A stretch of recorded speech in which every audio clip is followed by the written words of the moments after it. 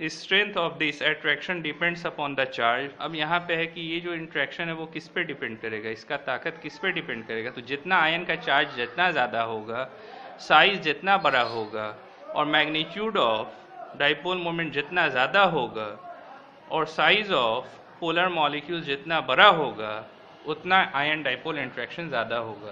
तो यहाँ चार बातें हैं कि स्ट्रेंथ आयन डाइपोल इंट्रैक्शन का किस पे डिपेंड करेगा। तो वो चार्ज ऑफ आयन पे डिपेंड करेगा पहला, दूसरा साइज ऑफ आयन पे डिपेंड करेगा, तीसरा मैग्नीट्यूड ऑफ डाइपोल मोमेंट कितना मैग्नीट्यूड है उसका डाइपोल मोमेंट का, उस पर डिपेंड करेगा, और चौथी बात साइज ऑफ पोलर मॉलिक्यूल। अब जैसे वाटर ले रहे हैं तो साइज ऑफ पोलर मॉलिक्यूल पे भी डिपेंड करेगा आयन डाइपोल इंट्रैक्शन।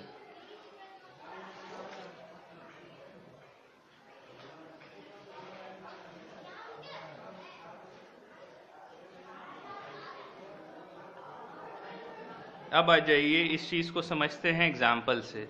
मान लीजिए कि पानी में आपने नमक डाला, तो पानी H2O है, नमक NaCl सोडियम क्लोराइड। तो Na जैसे ही डालेंगे तो वो आयोनाइज होगा सोडियम क्लोराइड Na+ और Cl- में।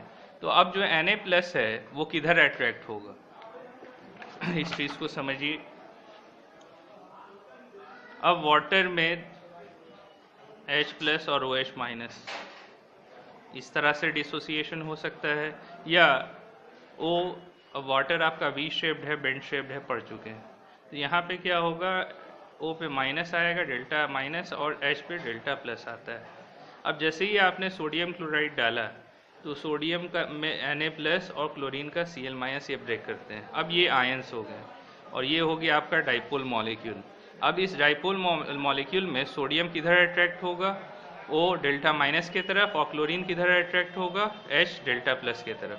यही चीज़ यहाँ पे समझाया गया है। तो यहाँ आप देख सकते हैं, due to greater charge density on the cation interaction will be stronger to cation. तो अब जितना चार्ज ज़्यादा होगा इंट्रैक्शन कटायन के साथ उतना ज़्यादा होगा cation than to an anion having same charge. और बिगर द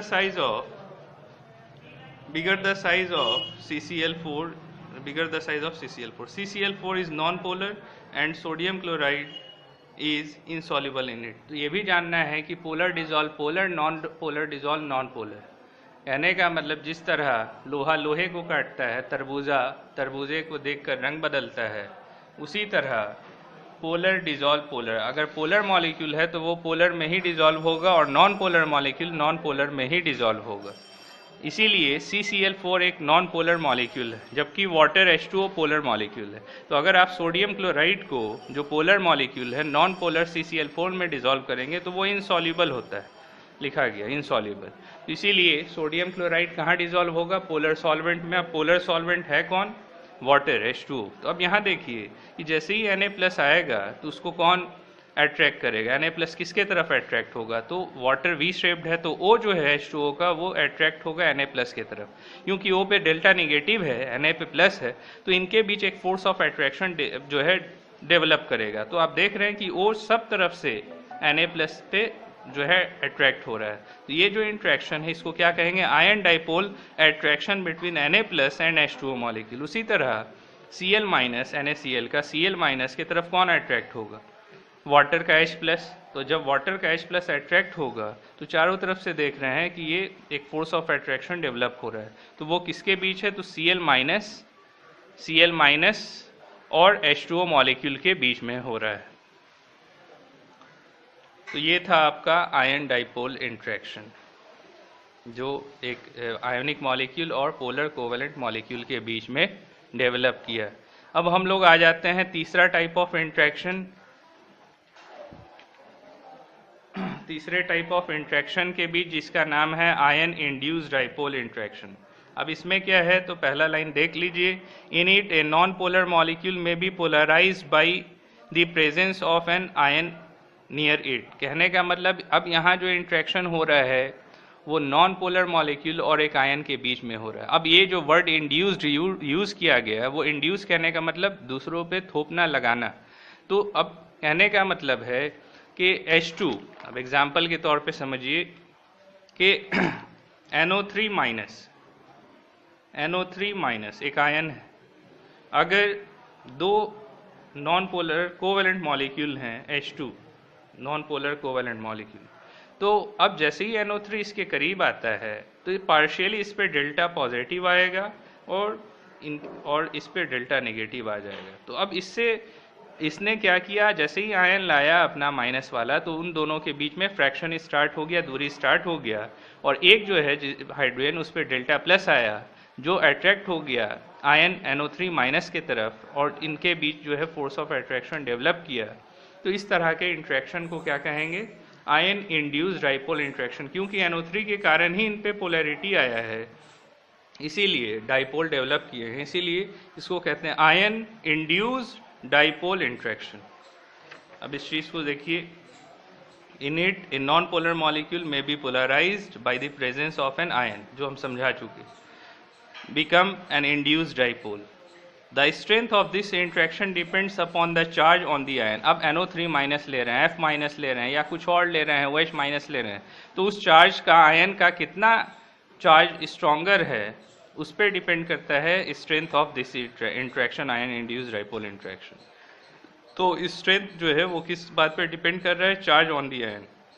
अब O पे 2 माइनस है या F पे माइनस है, ये किस पे कितना चार्ज है उस पर डिपेंड करेगा। By which non polar molecules get polarise. फिर है a cation polarises the molecule by attraction of electron cloud whereas anion by repulsion. तो कहने का मतलब है कटायन कहते हैं पॉजिटिवली चार्ज आयंस को कटायन कहा जाता है। तो वो पोलराइज किससे होगा, इलेक्ट्रॉन क्लाउड से। अब जो निगेटिवली चार्ज आयन है उस पर माइनस चार्ज, तो कटायन उसके तरफ अट्रैक्ट होते हैं, तो वो उसका स्ट्रेंथ जो है उस बात पे डिपेंड कर रहा है। अब देख लीजिए कि NO3 माइनस है, NO3 माइनस, और यहाँ है आयोडीन I2, तो आयोडीन पे NO3 माइनस आयन जैसे ही आएगा तो आयोडीन के मॉलिक्यूल उसके तरफ अट्रैक्ट होंगे और यहाँ पे ion induced dipole interaction force जो है वो डेवलप करेगा। तो यहाँ तक हम लोगों ने 3 तरह के इंट्रैक्शन देख लिया। अब हम लोग आगे बढ़ते हैं चौथे इंट्रैक्शन की तरफ, जिसका नाम है डाइपोल इंड्यूस्ड डाइपोल इंट्रैक्शन।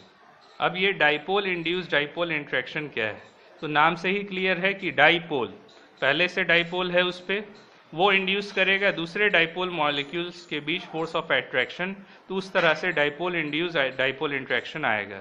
अब देख लीजिए, ए नॉन पोलर मॉलिक्यूल में polarised by the presence of a polar molecule near it,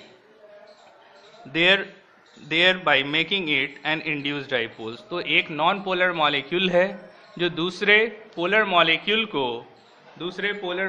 को उसके तरफ अट्रैक्ट कर रहा है।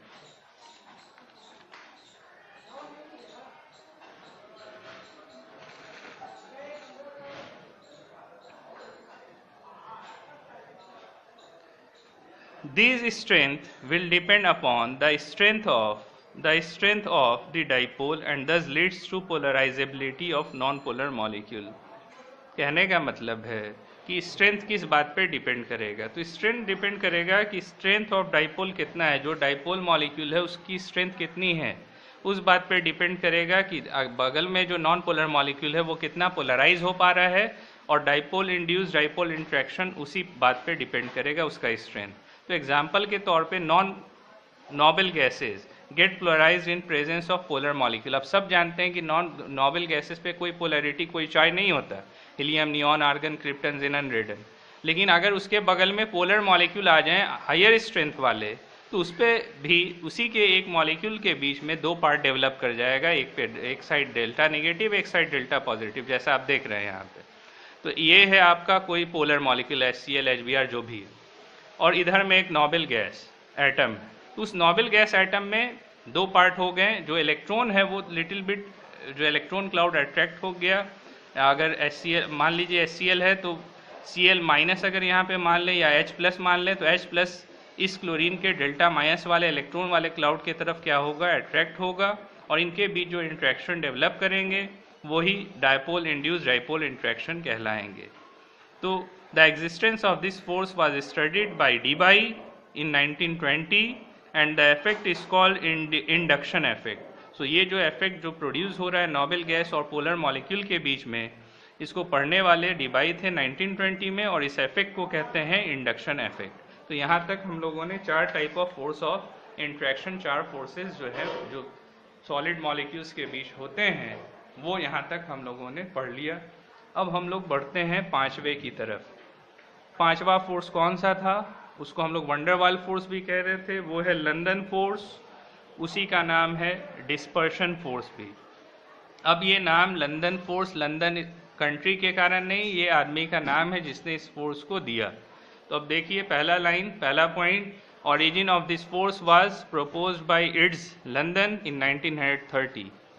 1930 में इस फोर्स को डेवलप करने वाला, देने वाला जो था वो IDS लंदन था 1930, हेंस इसका नाम लंदन फोर्स पड़ा। This force arises due to motion of electron. अब ये जो फोर्स है वो क्यों एराइज करता है? इलेक्ट्रॉन के मोशन से। अब ये यहाँ पे बहुत इंपॉर्टेंट है जानना कि ये नॉन पोलर मॉलिक्यूल्स के बीच में